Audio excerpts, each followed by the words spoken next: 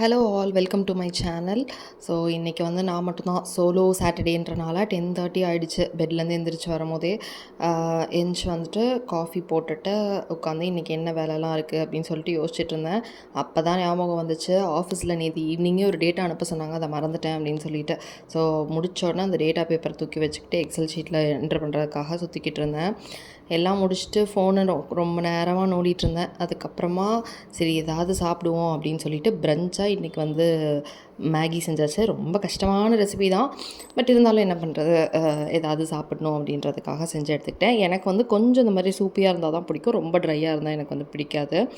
So அது மாதிரி செஞ்சு எடுத்து வச்சுக்கிட்டு அப்படியே பொறுமையாக ஃபோனில் யூடியூப் வீடியோஸ் பார்த்துக்கிட்டே அப்படியே சாப்பிட்டுட்டு இருந்தேன். முடிச்சுட்டு கிச்சனுக்கு போனால் கந்தராகோலமாக கிடந்துச்சு.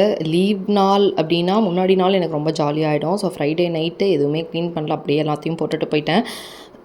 ஸோ இதெல்லாமே க்ளீன் பண்ணணும் அப்படின்னு சொல்லிட்டு யோசிச்சுட்டே இருந்தேன். சரி பாத்திரம் கழுவும் போது சைடில் வந்து அப்படியே டீ வச்சிடலாம். ஸோ டீ ரெடி ஆகிறதுக்குள்ளே நம்ம வந்து பாத்திரம் கழுவிட்டு அப்புறமா டீ குடிக்கலான்னு பார்த்தா அந்த அதோட ஹேண்டிலேயே என் கையே பட்டு அப்படியே வந்து ஊற்றிடுச்சு ஃபுல்லாக பால். ஸோ இது வந்து ஃபர்ஸ்ட் டைம் இல்லை, ஃபர்ஸ்ட் டைம் வந்து ஊற்றின பால் திரிஞ்சிருச்சு, 2வது தடவை கீழே கொட்டிடுச்சு, 3வது தடவை வெற்றிகரமாக டீ போட்டு எடுத்துகிட்டு வந்து நல்லா ஸ்டூல் மேலே காலை வச்சுட்டு உட்காந்து டீ குடிச்சிட்டு இருந்தேன். டீ குடிச்சிட்டு இந்த இதெல்லாம் வந்து துணியெல்லாம் மடிக்கணும். நிறைய மினி வ்ளாக்ஸ் பார்க்கணுன்னா நம்ம சேனலை மறக்காமல் சப்ஸ்கிரைப் பண்ணிக்கோங்க. தேங்க்யூ.